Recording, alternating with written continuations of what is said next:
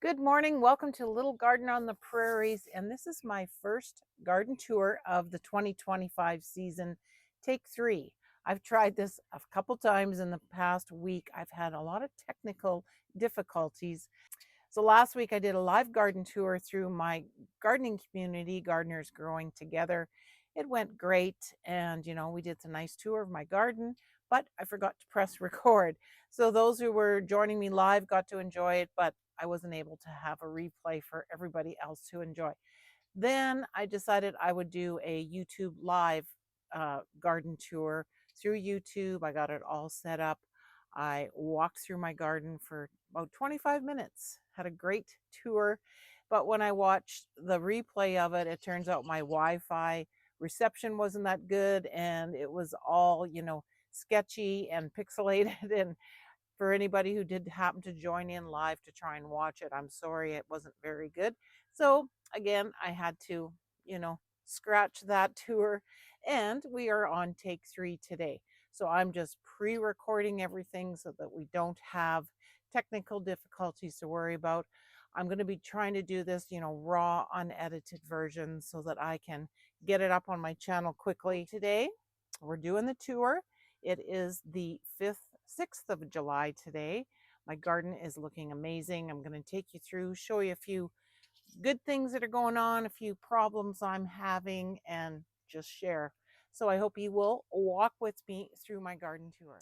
So over here, we got a whole bunch of flowers started in my big 30-gallon tubs here. I won't take you through them, but these are what I call my pollinator flowers. I got cosmos, calendula, sweet peas, zinnias. I got some sunflowers right at the very end down there. Everything's coming along nicely. And now I'm just going to take you through what I call now my container garden setup. Everything is growing in containers now, and I'm really loving it. So these first two are my garden beds. I've purchased one of these, this one over here from Growbox, this one over here from Sproutbox Garden. Both are wonderful Canadian companies. Both of them have very high quality, great garden beds. I've been happy with both of them.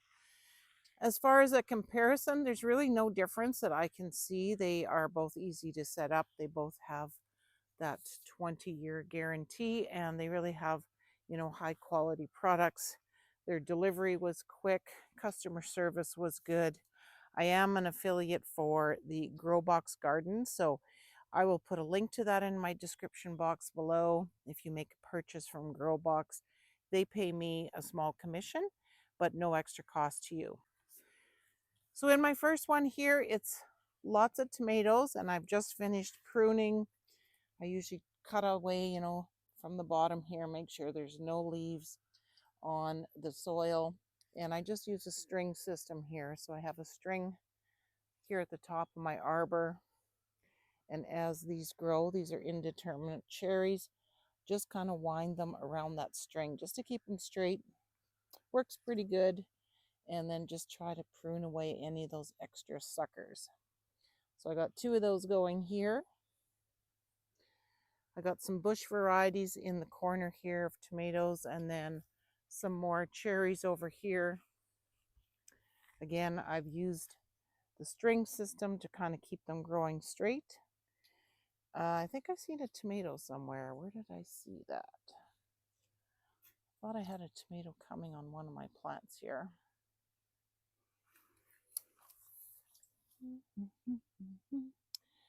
I really hope it didn't get eaten by the gophers. I'm really having a gopher issue here this summer. I just seen little baby gophers running around my yard, so they are multiplying, and I don't have any pest control. I don't have a dog, I don't have a cat, but I am going to be getting two kittens from the farm here this week, so I'm hoping that they're going to help kind of keep the mouse and gopher, voles, all those little things that can invade your garden. Hoping those will help out with that problem. So this is just another angle of this grow box setup here. I have some radishes coming. I just throw seeds in spots where there's kind of bare space. This was all beets in here in this corner. and they were just sprouting, just the 2-leaf stage. And we went to the lake for a couple days, came back, and they were all eaten. So I'm assuming a little gopher maybe come in and munched on them. I'm not sure. So I threw a couple squash plants that I just purchased from the greenhouse. So I have some winter squashes here. These look like a butternut. So I thought I would try them in a garden bed. I haven't grown squash in, this kind of a setup. So thinking when they get a little bigger, they will hang out the sides when they start blooming and fruiting, and hopefully that will work out. And then all this bare space, I've thrown carrots in, I've thrown radishes. You can see I got a bit of carrots coming down here, a little patch of them, some more radishes, and I also see some beets are still kind of coming back. So this will be kind of a mishmash of different things that will be coming through, but I like to try and fill any empty space I can. And then all through the middle here we have herbs, thyme, oregano, parsley, waiting for my dill to go to seed. As you can see, it's got some beautiful heads on it here. So once these start drawing and going to seed, I will harvest them and use them for pickling and, saving some seeds maybe just for winter spices, just jar them up. So this is my first bed.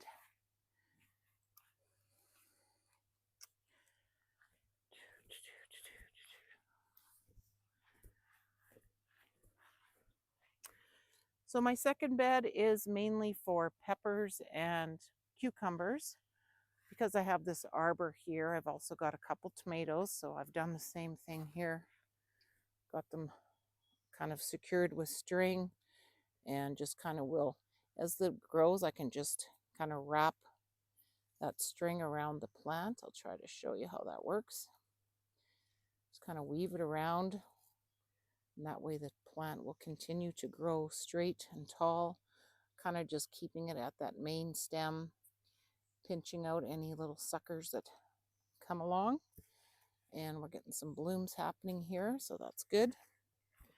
I always plant nasturtiums around my tomatoes to help with pest control. They've kind of gotten super bushy here, and they're kind of blocking some of the sun to my peppers. So I kind of keep pushing them over the edge. I'd kind of like them to drape down so that my peppers here are getting enough sunlight. And I can see we got some budding here on the peppers, so that's good. So I got 6 of those. And then over here, here's my cucumber arch that I've created. Cucumbers are coming along very slowly. I planted them from seed a little later just because we had such a cold spring. But, they're taking off now. I think I have about 4 varieties. Some of them are carcinopathic varieties, so they don't need to be pollinated. They are all female flowers, so those usually are, pretty good, pretty successful. So I'm hoping to get a lot of cucumbers. My husband loves them. And this was lettuce here, but it bolted, it got too hot and it started to bolt. So I've thrown in, I believe, again, carrot seeds. So I can see a little bit carrot coming just to kind of fill in that space. And I still got this crispy lettuce here. This stuff is beautiful. And it doesn't seem to be too affected by the heat, but it's super crunchy. It's like a iceberg type lettuce. I've been harvesting off of it every week, every few days. It's been great lettuce. So this is my second grow box garden bed that I purchased from the Grow Box company. This is I believe called 11-inch depth. So as you can see, it's not as deep as the 17-inch. It's a nice long bed. My plan for this was to grow garlic and strawberries in here. So I did plant a bunch of garlic last fall. It sprouted. It all came through, and then it wilted and died. And not sure what the problem was. I don't really know why. But because I had all this empty space, I filled it up with some other stuff. My first time ever growing cabbage. So pretty excited about this because it looks like it's doing what it's supposed to do. The second cabbage plant, for some reason, just started to wilt one day, and within about 3 days it was completely dead. So I'm going to obviously just pull it out. So I'm not sure if something got it at the bottom. Like, again, I have gophers tunneling through stuff. If anybody knows anything about cabbage, why it would just die like that, let me know in the comments. My first time growing celery. I've been harvesting nice little stalks of celery off of here, so that's been great. 3 strawberry plants going. These 2 at the back here are cauliflower, so just waiting to see what they do in the middle. I've never grown those either. This is another cabbage. Looks like it's developing a nice head here. So I had all this empty space where the garlic didn't grow, so I threw in a bunch of onions, threw in a mixture of radishes and carrots, and I got bush beans coming here. So they're a little bit late, but they're taking off, and I think those should do all right. So these are my carrots that I've been growing in the 30-inch mineral tubs. This has worked well for me every year. Coming along really good. We've harvested a few baby carrots already, and just trying to thin them out a bit and wait for them to get bigger. And this is my newest grow box garden bed. I was so excited when we got this. I had always been doing my potatoes under straw here for the last 5 or 6 years using that Ruth Stout method of growing potatoes under straw. And this spring I started out that way, planted all my potatoes under straw, and then made a quick pivot to going with another grow box. So I ordered this kind of U-shaped design from Growbox, got it set up. If you can see here, obviously my potatoes are going crazy in here, but what happened is a lot of those potatoes that I had planted under straw have popped up wherever they could, wherever they didn't get trampled. I got a whole row of them growing here on the outside of my garden box. So we have lots of potatoes coming, which is never a bad thing. As you can see, this is overflowing with potatoes. I hope they're not all tops, but they are starting to shoot out some blooms. These are Yukon Gold potatoes. I'd also planted some garlic in the ground in addition to the ones that I did in my garden bed, which I'm really glad I did because they came up really good this spring. I just finished snapping off all the garlic scapes off of these. So these will start to, bulb up underground, hopefully. By the end of July, probably be ready to harvest some garlic. So this long row here is more containers that I have filled up with a variety of things. I got 2 kinds of onions. These are onions I started from seed this winter. So we got red onions, Walla Wallas. This one had a volunteer sunflower show up in it, so I just let it keep growing. We have, bird seed that has sunflower seeds in it. So birds are spreading that all over the yard. There's sunflowers popping up everywhere. So wherever I can, I just let them keep growing. But yeah, it's really developing a big stalk here in this pot. And it's sharing some space with a ground cherry plant that I'm growing with my grandson because we love to harvest ground cherries. Just kind of show you, this thing is crazy. Everything in these containers is doing so well. I've never had such, good looking plants, especially peas. I've never had too much luck with peas. And I got Little Marvel and Green Arrow. These are both shelling pea varieties coming in these 2 containers. We're starting to eat them now, which is great. They are doing well. These 3 containers are spaghetti squash and 2 zucchini. And all you can see is beautiful, lush green flowers, lots of blooms. I can see we have a female spaghetti squash here, so hopefully that gets pollinated and will take off. This is a male flower. I do have comfrey that has just finished blooming. It's all along the back here. This was loaded with bees the last couple weeks. So hopefully they are buzzing around, spreading the pollen, helping pollinate some of these squashes for me. Just try to zoom in here so you can see what the zucchini looks like. So this is the female zucchini. You can see there's a little piece of fruit here at the end of the bloom. So hopefully if this got pollinated properly, this will take off and keep growing. I'm just kind of keeping an eye on it. So far looks good. If it didn't get pollinated, basically they kind of just abort is how they put it. This will just shrivel up and die. But if it's looking healthy and green and it's growing every day, you know that it's been pollinated and it's going to grow into a beautiful little zucchini.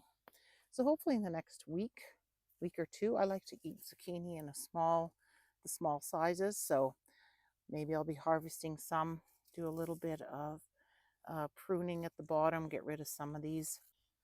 I was hoping to train these zucchinis to grow up these tomato cages.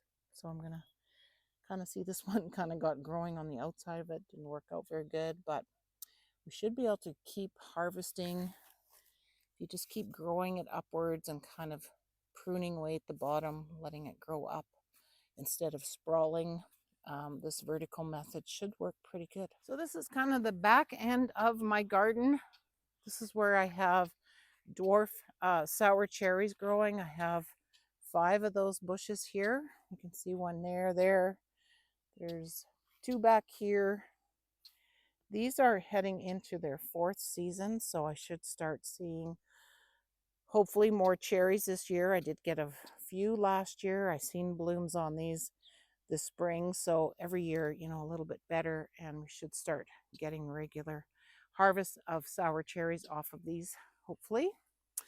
And of course, whenever I have an empty tub, I throw potatoes in them. So I got potatoes all back here. These are all more Yukon Gold potatoes. Doing really good. So that is pretty much it for the garden tour early July here on the little garden on the prairies. My big dream here is to extend this out and build a greenhouse, hopefully before the winter, so that I have a greenhouse ready for next spring. So that's one of my visions for next year. And I'm really loving the container gardening method. It's very easy to look after, easy to set up, you know, irrigation system too. And it's just a great way of growing and, you know, less weeding, less maintenance, less work watering and stuff like that. So I just love it. Really happy with how everything is doing in my garden. I'd love to hear from you in the comments. And as always, don't forget to check out the community Gardeners Growing Together. It is free to join. We're having lots of fun in that group, talking about gardening, sharing stories, videos, pictures, asking questions, learning more and more about gardening all around the world. So I hope you will join that community. Hit that like button, leave a comment, subscribe. We'll see you on the next video.